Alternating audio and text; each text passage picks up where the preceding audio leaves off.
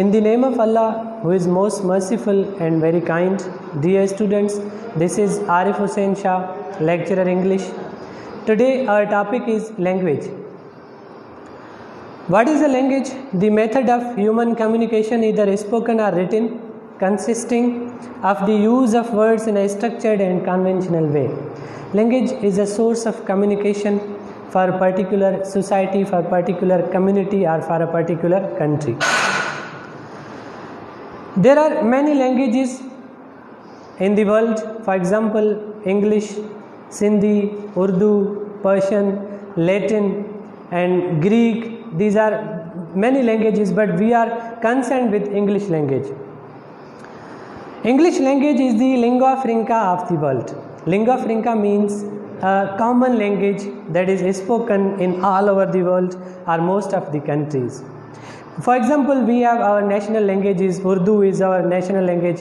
Urdu is the national language of Pakistan. So we can say that English is the lingua franca of world, but Urdu is the lingua franca of Pakistan. English language has two main forms or genres. The English language consists of two main genres, linguistics and literature. Linguistics tells us about the scientific study. In linguistics, we use to study the scientific, means structural study of the language, but in literature, we study a figurative language. Literature is the figurative study of language. The systematic or structural study of language, for example, in linguistics, we use to study the sentence structures and other grammatical points, but in literature, we are bound to study the critical or literary study of language. Means we can say that literature is critical or literary study of a language, that how we criticize over the things and contributions of different writers. The grammatical rules, systems and grammar and sentence structure is studied. I have earlier said that in linguistics we study about the structures of words or sentences, grammar and other composition rules of the language, but in literature we have the literary criticism, literary scholarships and literary text.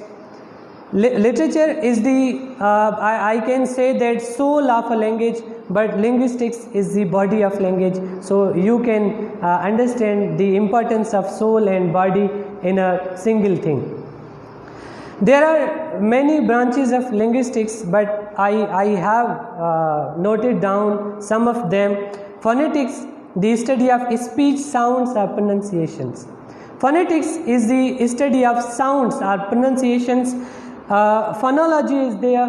In phonology, we study the making of sounds and making of that words or signs or keys that are studied in a language. For example, we are pronouncing letters like A, B, C in our literature, but in linguistics, we are bound to pronounce A, B, K. These are the keys that are said in the linguistics. The third branch of linguistics is morphology, the study of words. In morphology, we use to study about words, the parts of words, the kinds of words, types of words, syllables or meter that is studied in linguistics. Semantics is the another branch of linguistics. Semantics tells us about literal meaning of phrases and sentences. The literal meaning of phrases and sentences we use to take the meaning literally. For example, there is a sentence, we are not bound to study that sentence according to grammatical structures, but according to meaning. Pragmatics, meaning in context of discourse. This is totally about literature. This point is concerned with literature. The figurative meaning or literary meaning, the phrasal meaning of the words is studied in this branch of linguistics. There are so many forms of literature also, figures of speech and literary forms, but here some of main points are discussed. For example, poetry is there, as William Wordsworth says, poetry is a spontaneous overflow of powerful feelings. Poetry is the language of our musical thoughts. So we can say that poetry is the soul of all writings. Poetry is the soul of all terms. In poetry, we used to study about sentiments and feelings. Prose is there. Prose is a straightforward language that is totally concerned on our daily life. For example, this lecture is totally concerned with prose. In our daily life, whatever we are talking, whatever we are speaking in our home with our family, our newspaper, our TV channels, that language that is used in newspapers and TV channels and magazines is called prose. Fiction is there. In fiction, we used to study about dramas and novels. Fiction is called, this is always very near to reality. Fiction is always very near to reality but not reality, and very near to false terms but not false. Second one, non-fiction. Non-fiction is there. In non-fiction, we used to study about articles and media. For example, social media is there, print media is there, electronic media is there. That is not a sort of fiction, but that is reality. That's why we call it non-fiction.